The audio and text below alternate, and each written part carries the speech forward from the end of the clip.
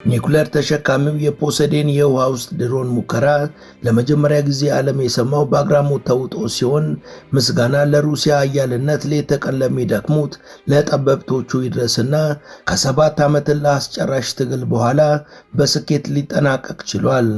የሩሲያ ሚዲያዎች እንደዘገቡት ደግሞ ፖሴይዶን በሰዓት 200 ኪሎ ሜትር የሚፈጥንና ያለ አንዳች የኃይል መቆራረጥ በተፈለገው አቅጣጫ እየተለዋወጠ መጓዝ እንደሚችል ተናግረዋል።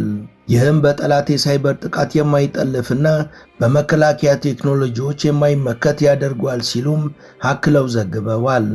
የሩሲያ ፖለቲካን ለረጅም ጊዜ ሲከታተሉ የቆዩት የፖለቲካ ሳይንስ ምሁሩ ማርክ ጋሊዮቲ ከዚህ ቀደም ይፋ ስለሆነው ስለ ብሮቤትኒስክ ሚሳኤልና ስለ አሁኑ ፖሴይዶን የውሃ ውስጥ ድሮን በተመለከተ ለቢቢሲ ሲናገሩ እነዚህ የጦር መሳሪያዎች በመሰረታዊነት የአርማጌዲዮን ጦር መሳሪያዎች ናቸው። ዓለምን ለማጥፋት ከተፈለገ ብቻ ጥቅም ላይ የሚውሉና በጣም ኃይለኛ ውድመት የሚያስከትሉ ናቸው ብለዋል።